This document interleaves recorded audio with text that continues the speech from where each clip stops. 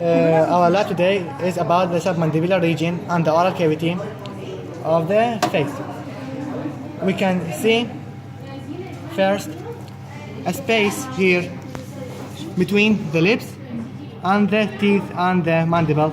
This space is called the oral vestibule, and also here is the oral vestibule between the skin and the bone of the skull. This is the oral vestibule, and all this space which contain the tongue is called the oral cavity proper, which contain the tongue, which is here. We begin from the palatine, from the palate. The palate consists of the hard palate, anterior part, which is the bony part, and the soft palate, which is flexible in structure. The soft palate contains the muscle in its upper portion. It's called the tensor villi palatini. And the soft palate ends as a uvula. This structure is called the uvula. So we end the palate and we will go to the tongue.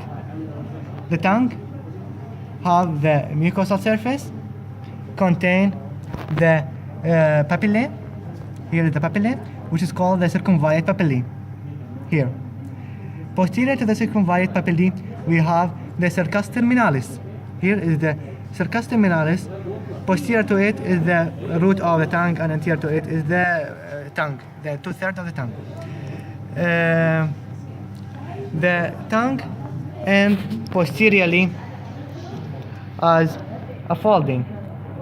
We have two folds, the median glossoepiglottic fold and the lateral glossoepiglottic fold, and between them is called the valliculi. So إذا إجى هنا بالامتحان طبعا بالعملي، إذا إجى عبارة where is the marker lie نقول بالvalliculi. إذا إجى identify the structure هنا بهاي المنطقة نقول median glossoepiglottic fold. هسه نروح للنيرف سبلاي اوف ذا تانج. عندنا نيرف اول ما يطب بالاورال كافيتي الاسن مباشره يطب بالتانج. هذا النيرف اسمه جلوسوفرنجيال نيرف، يزود التانج. هسه نروح للعضلات اوف ذا تانج، muscle of the tongue.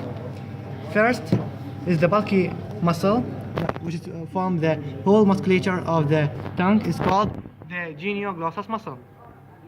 Inferior to it we have the geniohyoid muscle attached to the internal of the mandible, and inferior to it we have the mylohyoid muscle, which is more deep.